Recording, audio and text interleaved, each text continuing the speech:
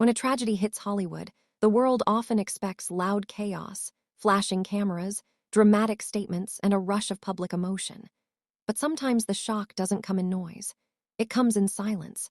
That kind of silence that makes you feel the air is heavier than it should be, like something terrible has happened but nobody knows how to talk about it yet. For days, the hills stayed still. The industry didn't know what to say, and the public was left waiting for answers that didn't come. Then, one morning, everything changed when Demi Moore stepped out of a car. It wasn't a normal appearance. Her face showed the kind of exhaustion you only see when someone has been through something unbearable. She wore dark sunglasses, but they couldn't hide the pain. And in that moment, it became clear that what the world thought it knew was only the surface. Demi Moore isn't a stranger to public pain. She lived through some of Hollywood's most intense storms and survived them. So when she showed up, people sensed that this wasn't just a normal visit. This was a moment that meant something. The rumor mill was already spinning, but Demi's presence made it obvious that the story was about to change. She wasn't just there to pay respect. She was there because she knew something. People around her noticed she was not calm. She looked angry, drained, and shaken. And in the days that followed, details began to leak out, details that painted a much darker picture than anyone expected. The story was no longer just about a tragic incident. It began to feel like something more complicated, something more painful, and something more unsettling. The public was being fed the standard version, carefully worded statements, requests for privacy, and respectful language. That's how Hollywood often handles tragedy, with a polished front and controlled emotions.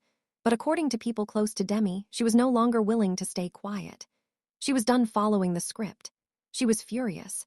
And she began sharing what she knew in private conversations, conversations that, according to insiders, started to spread. The picture she described was not the tidy version the public was being shown. Instead, it was a story of long-term pain, manipulation, and emotional struggle that had been happening behind closed doors for years. And once people started listening, they realized the incident wasn't just sudden. It had been building for a long time.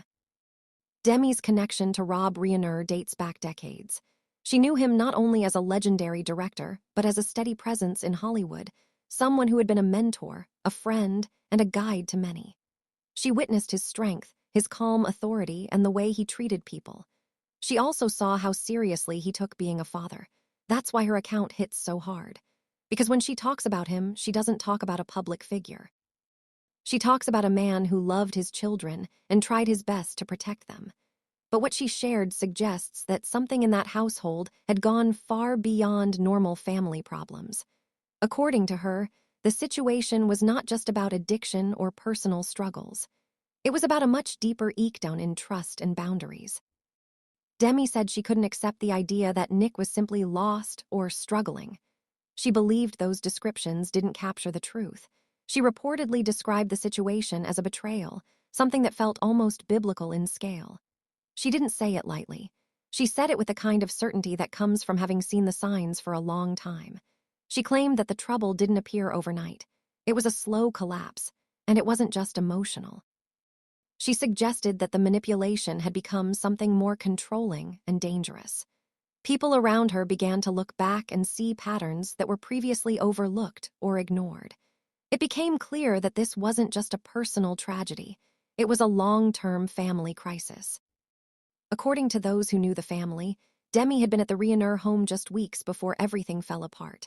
The plan was simple: a relaxed dinner, talk about upcoming projects, and spend time with friends. But from the moment she walked in, she felt that something was wrong. The energy in the house was tense, almost suffocating. Michelle Reiner was described as thinner than usual, worn down, and constantly watching the hallway as if she was waiting for something to happen. Rob, who is known for filling rooms with laughter, was quiet and withdrawn. It was like the walls were closing in on him. Demi said she felt the heaviness immediately, but she didn't know then that it was the start of a story that would soon shock the world. During that dinner, Demi tried to make conversation, to lighten the mood, to bring back the warmth the family was known for. But Rob wasn't himself. He didn't reassure her like he usually would. Instead, he held her hand, and his grip was weak. He spoke quietly about how being a parent never truly ends, especially when your child is suffering. At the time, Demi assumed he meant the usual challenges of adulthood, kids struggling to find their path, dealing with the pressures of life. But now, looking back, she believes he meant something else. She believes he knew what was coming. She believes he felt trapped in his own home, trapped by love and responsibility, unable to make the hard choices he knew were necessary. The story takes another layer when you consider the involvement of Tom Cruise. The two men were connected through their work, especially during the filming of A Few Good Men. According to insiders, Cruise admired Rob for his integrity and leadership. He respected him deeply, and he was reportedly shaken when news of the tragedy surfaced. People close to Cruise say he had spoken to Rob months earlier about Nick's declining condition. He had suggested serious intervention, something beyond a typical rehab program. He reportedly recommended a high-security treatment facility designed for extreme psychological situations. But Rob, according to those accounts, couldn't bring himself to follow through. He didn't want to cut Nick off. He believed love alone could save him. That's the heart of the tragedy, according to those who knew them. Love that became a weakness. Rob reportedly couldn't bring himself to enforce boundaries. He wanted to believe that if he stayed patient and supportive, his son would recover. But Demi believes that the more Rob tried to help, the more Nick learned how to manipulate the situation. She said Nick wasn't chaotic or unpredictable. She described him as calculated, someone who knew exactly how to pull emotional strings. If he acted like a victim, Michelle softened.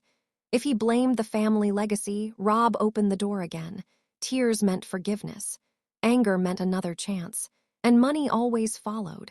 It became a cycle that turned into something dangerous. This is where the story becomes deeply unsettling. Demi reportedly stressed that there was no forced entry on the night of the tragedy.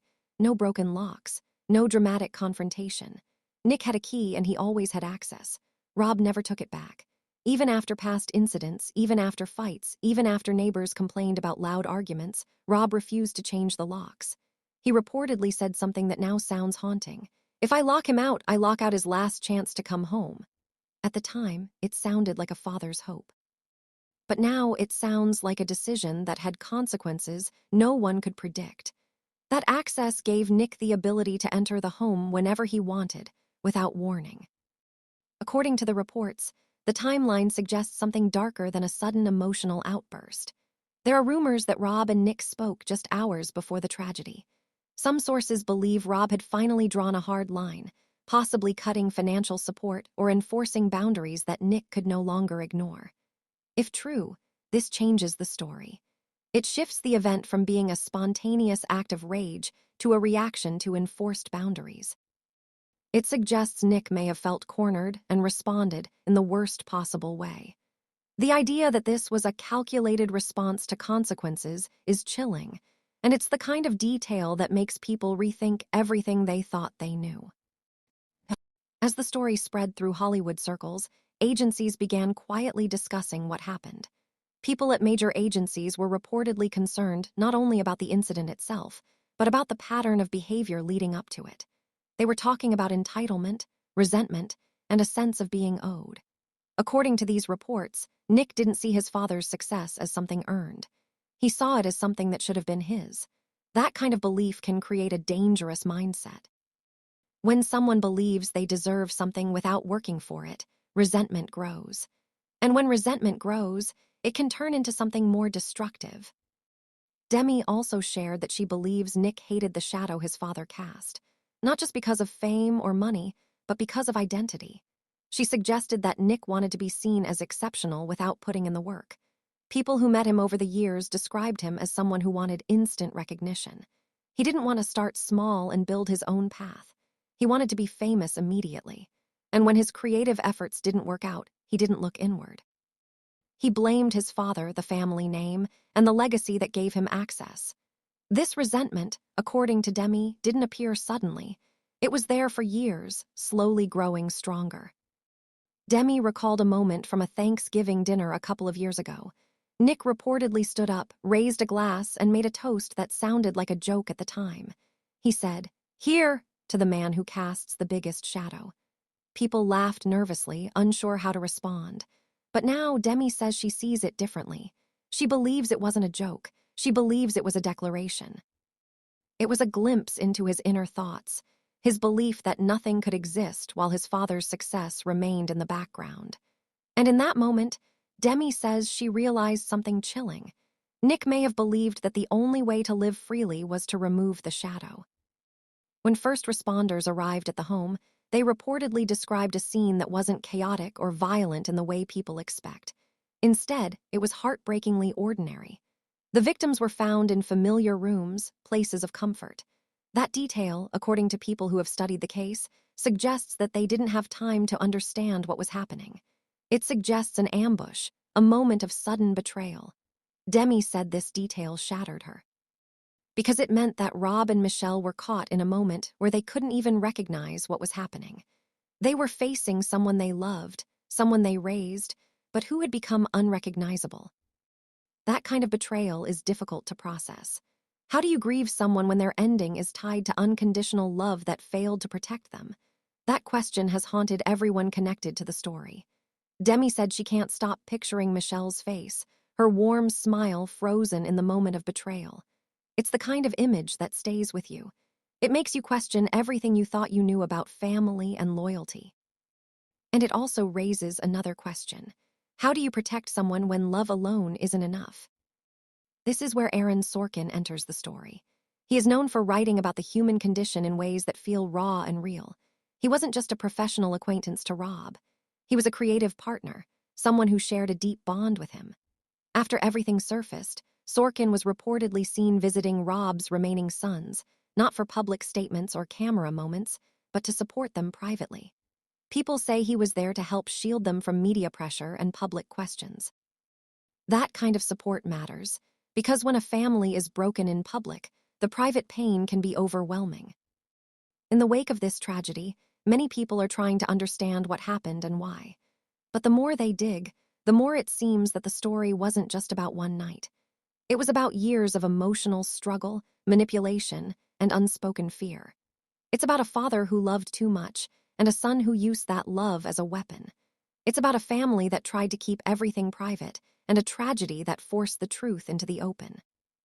And while the public may never know the full story, the details that have emerged paint a picture of a family under pressure, pressures that were never addressed until it was too late.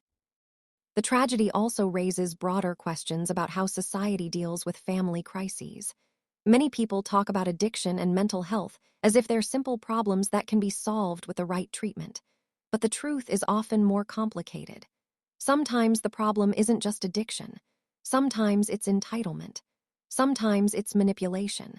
Sometimes it's the inability to set boundaries, even when boundaries are necessary. And when those issues are combined with fame, money, and public pressure, the result can be devastating. Demi's account suggests that the warning signs were there for a long time, but no one took action hard enough. Now, as the world continues to process the tragedy, one thing is clear. This is not a story that ends with a single moment. It's a story of a family that lived in the shadow of fame and love, and eventually, the shadow became too heavy. The public will continue to speculate, and the media will continue to report.